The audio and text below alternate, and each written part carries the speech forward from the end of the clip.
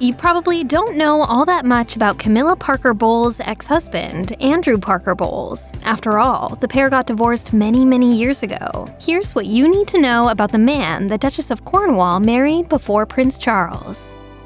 Despite never being a royal himself, Andrew Parker Bowles served his country when he was in the military. In fact, according to the Animals in War Memorial Fund, Andrew Parker Bowles was an officer in the Household Cavalry and Royal Army Veterinary Corps from 1960 to 1995 and was awarded the Queen's Commendation for bravery. That's a long time to be in the Army and an impressive award for Andrew's service to his country. As Prince Charles was also in the Royal Air Force for a time, it would be safe to assume that Camilla Parker Bowles has a type and loves a man in uniform.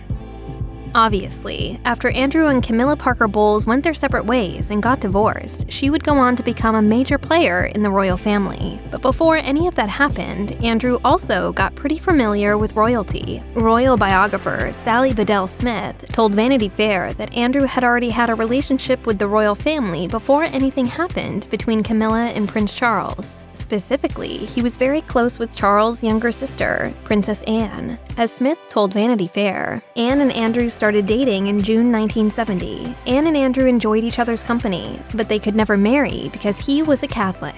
Smith added that the pair had met at the 1970 Royal Ascot when Andrew received a very special invitation from the royal family to celebrate with them. So while Andrew and Camilla were seeing each other on and off, he'd also started to date Anne, something that was explored in Netflix's The Crown. In fact, there was basically a love quadrangle going on, as royal biographer Penny Jr. told Marie Claire. Camilla was passionately in love with Andrew, but he was a cad. He was bonking other people, some of her friends. So when she was introduced to Charles, and she thought Andrew is off with Princess Anne, teach Andrew a lesson, so she had a fling with Charles. Though Andrew Parker Bowles isn't in the spotlight as much as his ex-wife, he's still an important part of her life, and that's because they share 2 children, and neither went on to have any more kids. Camilla and Andrew's oldest son, Tom Parker Bowles, was born on December 18, 1974, and works as a food writer. Andrew and Camilla also welcomed a baby girl, Laura Parker Bowles, on New Year's Day in 1978. Laura founded an art gallery in London and got married to Harry Lopez, with whom she has 3 children, making Camilla and Andrew grandparents. Speaking of The Crown, the show is known to have some historical inaccuracies to make the series more dramatic. Royal biographer Sally Bedell Smith revealed that one such inaccuracy was the series insinuating that the Queen Mother had secret meetings to make sure Camilla didn't marry Prince Charles, but instead married Andrew Parker Bowles. Andrew Parker Bowles. Camilla's first love and the man she's still devoted to. She's not devoted to Charles. Additionally, Camilla's affair with Charles wasn't even on the Queen Mother's radar, as Smith told Vanity Fair. Interfering like that is something the Queen would never do. It was highly unlikely that she even knew about Charles and Camilla. It was generally known that Camilla was in love with Andrew Parker Bowles and wanted to marry him, but no one took the romance between Charles and Camilla seriously. In January 1995, Andrew and Camilla Parker Bowles announced they were getting divorced, and as Prince Charles and Princess Diana had separated a few years prior, everyone knew what would happen next. In fact, Diana even subtly admitted that Charles and Camilla wanted to be together during her famous interview with the BBC. Well, there were 3 of us in this marriage, so it was a bit crowded.